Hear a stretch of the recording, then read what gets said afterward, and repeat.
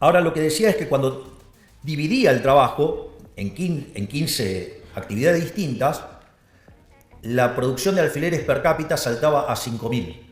Es decir, ustedes habían incrementado, ¿sí?, en 15 veces la planta, en términos de personal, y la producción había pasado de 20 a 5.000 per cápita.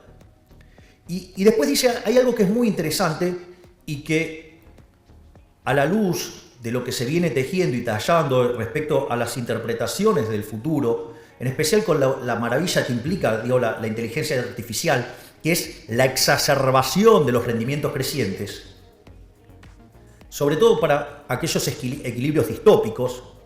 Yo les diría, no le tengan tanto miedo a los equilibrios distópicos, porque la idea de la fábrica de alfileres y los rendimientos crecientes y la división del trabajo tiene un límite. ¿Y el límite cuál es? El tamaño del mercado.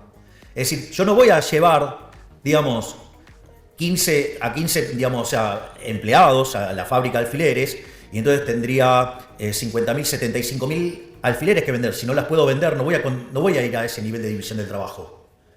Voy a ir al nivel, digamos, que me soporta el mercado.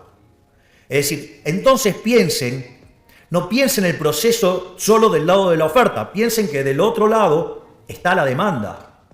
Digo, no volvamos a caer en los problemas que caímos en el pasado con el odio a la máquina.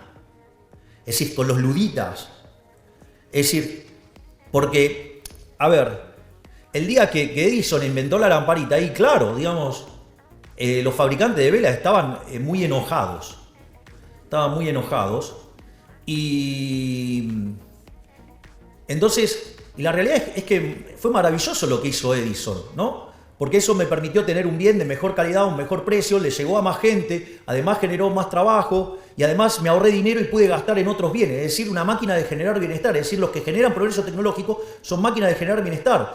Pero nunca pueden ir más allá del límite del mercado. Salvo que haya innovación y que hace que todos seamos más ricos, que todos estemos mejor.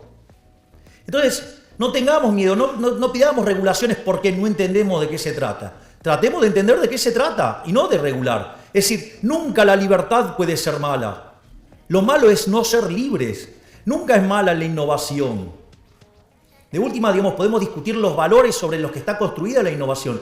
Y si los construimos sobre los valores del libertarianismo, digo, ¿quién podría estar en contra sobre el respeto irrestricto del proyecto de vida del prójimo en defensa del derecho a la vida, a la libertad, a la propiedad y basado en el principio de no agresión? ¿Cuál es el problema con eso? ¿Quién está en contra de eso? Digo, solamente ustedes podrían ser exitosos sirviendo al prójimo con bien mejor calidad, un mejor precio. Pero hay un límite, el límite es el tamaño del mercado. Entonces no tengan miedo de desregular. Digamos, el progreso tecnológico va a tener como contraparte del otro lado la demanda. ¿O acaso ustedes creen que van a generar progreso tecnológico para seres que no existen? ¿Cómo van a hacer semejante locura y van a estar hundiendo un montón de dinero en eso si en realidad ese dinero viene de seres humanos? Y no, digo, ¿qué? ¿Van a tirar plata para tirar plata? Yo no conozco empresarios que se dediquen a quemar plata por deporte. La otra cosa que también tiene muy interesante, digamos, la obra de Adam Smith, es que contemplaba el aprendizaje en la práctica, es decir, el modelo de learning by doing, y además contemplaba el progreso tecnológico, porque básicamente lo que decía Adam Smith era que una persona en su trabajo, cada vez que lo iba haciendo más veces, lo hacía cada vez mejor, es decir, learning by doing. Y que en algún momento encontraba una forma de producir lo mismo, pero utilizando menos trabajo, y se daba ahí un salto discreto. Se da el salto discreto, ¿cómo lo llamamos? Progreso tecnológico. Es decir, que Adam Smith no solo tenía contemplado los rendimientos crecientes, tenía el problema de la división del trabajo, tenía bien definido cuáles eran los límites de eso, sino que además tenía un modelo de crecimiento que además contemplaba el learning by doing y contemplaba el progreso tecnológico. Todo en el año 1776, siendo que además le costó 10 años escribir el libro. Si no me dicen, si no era un avanzado, no sé qué es un avanzado. Y lo otro que era interesante es en los mercados libres y en la intervención mínima del Estado. Y eso, digamos, el corolario de eso es la mano invisible, que cada uno guiado por su propio interés conduce al bienestar general. Y en el plano monetario, bueno, tenía un modelo de patrón oro. Ahora, una vez que tenemos la obra de Adam Smith, Está claro que hoy es fácil, digamos, ya conociendo los resultados, sabemos que Adam Smith tenía razón. Pero en ese momento no era tan evidente. Parados en 1776 no era tan evidente. Y por eso ustedes tienen que, en el año 1801, si no me equivoco, pero digamos por ahí dando vuelta, o 1800, o un número parecido por ahí, apareció el trabajo de Malthus y la idea de los rendimientos marginales decrecientes. No parecía algo alocado a la luz de lo que habían sido, por ejemplo, los 1800 años anteriores. Y además, o sea, antes del año cero tampoco difería mucho de lo que fue después, hasta el 1800. Y eso tenía un sentido porque decía que cuando alguien llegaba, ocupaba la mejor parcela de tierra. Y cuando llegaba el segundo, ocupaba una menor y así sucesivamente. Entonces la productividad marginal era decreciente. ¿Sí? Y eso hacía, digamos, que los salarios reales, digamos, cada vez fueran menores. Y eso, digamos, después Malthus lo interactuó, digamos, con la pasión por los sexos, llegó a la ley de hierro a los salarios, y derivó un montón de relaciones aberrantes que no, digamos, no vamos a estar discutiendo ahora, pero digo, relaciones aberrantes que ya venían desde muchísimos años atrás, pero digamos, no es el eje de la discusión de este momento ir ahí. Y esa idea, digamos, fue continuada por Ricardo, por Stuart Mill, hasta que llegó a Marx. Y la realidad es que en ese momento es cuando aparece la teoría neoclásica, superando a los clásicos, y es el tema de la teoría subjetiva del valor. Es ahí donde aparece Menger por un lado, Queen Staven-Jevons por otro, y León Walras.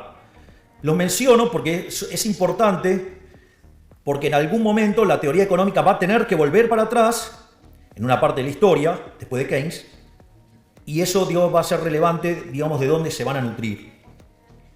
Y en ese sentido, ya cuando estamos entrando al siglo XX, se empieza a hacer evidente que el análisis de Malthus estaba mal, que lo que había planteado Adam Smith estaba bien, que estaba el problema de los rendimientos crecientes y que si uno quería explicar el crecimiento económico con los rendimientos constantes a escala y con el herramental neoclásico en ese formato, no funcionaba, y mucho menos con rendimientos marginales decrecientes.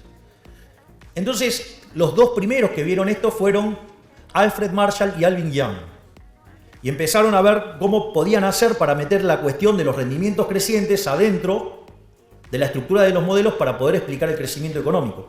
Y este debate era tan importante y tan intenso que es cuando se empieza a discutir sobre el monopolio, y ustedes ahí se van a encontrar con la teoría del monopolio, digamos que de Joan Robinson, o digamos modelos muy interesantes como el de Chamberlain con la competencia monopolística. Es decir, había todo un clima de época para tratar de ver dónde estaba el problema de los rendimientos crecientes y cómo meterlos en lo que nosotros hoy llamaríamos análisis macroeconómico o crecimiento económico para explicar el crecimiento económico. Es decir, había un problema concreto.